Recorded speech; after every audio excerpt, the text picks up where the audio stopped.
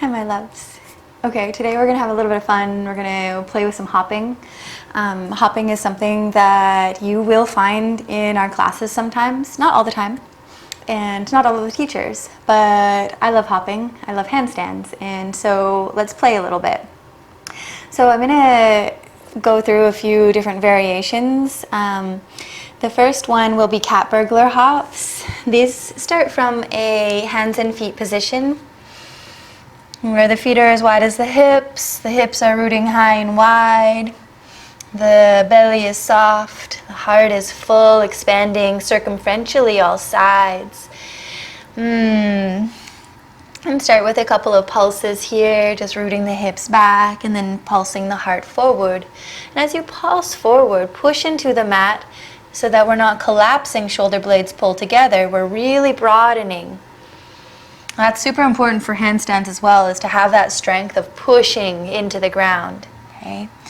Eyes look forward, and you're going to take a little hop forward. Okay? Now you land light on the paw of the foot, leave the heel in a little lift, eyes forward, push. You're going to feel that strength through the back, eyes forward, push, hop back. Okay. The idea is to find your lightness, and it might not be light or graceful or anything pretty right now, but it will get there. The key is in the heart. So the more we can keep the heart full and inflated wide on all sides, the lighter we'll become.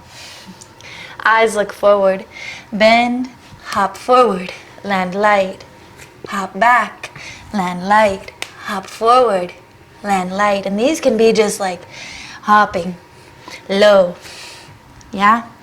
And the lower you are, I swear, the harder it is. The higher you go, the lighter you get. So, but cat burglar hops are just hopping forward and back. Okay? So that's one hop. Rinse it out. Hey, the other hop is hopping on the spot from a deep squat, knees wide.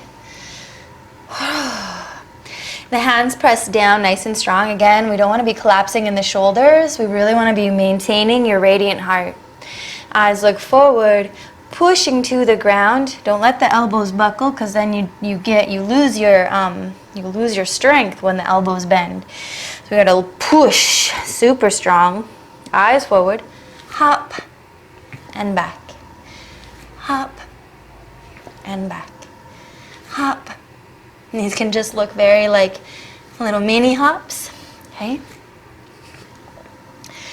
The higher you get, the more you're going to want to make sure that your eyes is looking forward and your knees are moving into a 90 degree. If you want to hold a handstand, you're going to have to allow the belly to open and flip the hips back just a little bit. So eyes forward, strong push of the mat away, hop.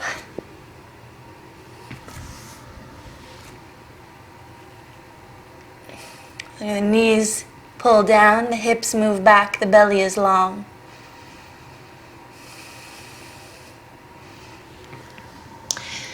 Okay.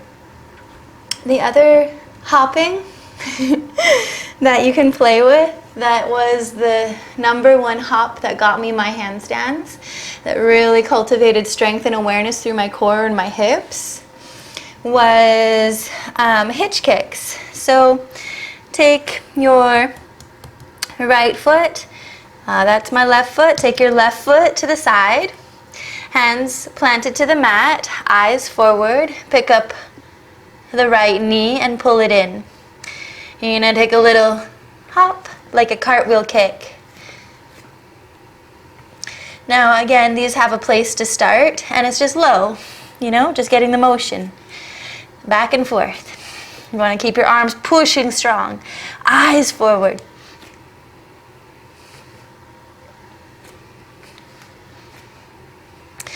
The higher you get, the lighter you get. The scarier it gets, but the cooler it gets. And not to say that wherever you are isn't cool, but it's really fun when you start to feel that lightness, So really focusing on keeping the eyes looking forward, pushing the mat, moving the butt, It's like the legs are just along for the ride.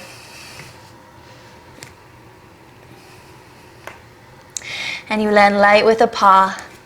Keep a spring in the knee, knees at a 90 degree. I have one more thing for you. I wasn't going to put it in, but I may as well, because why not? If you actually do want to get your handstands, you can always play with crawling up a wall, okay?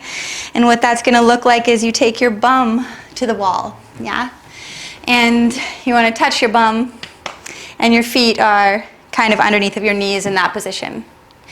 And then you take your bum away from the wall and plant your hands underneath of your shoulders, okay? So this will probably be a pretty good positioning, that the bum can touch, but we can pull it away. Okay, and then you're going to start to walk your feet up, up, up. And we want the feet to stay connected to the wall with the knees bent at a 90 degree. You're going to use your feet to gently push your hips back, lengthen into the belly. Push into the ground, soften your neck. Your eyes can look at your feet if you want, or just to the wall. Okay, if that is...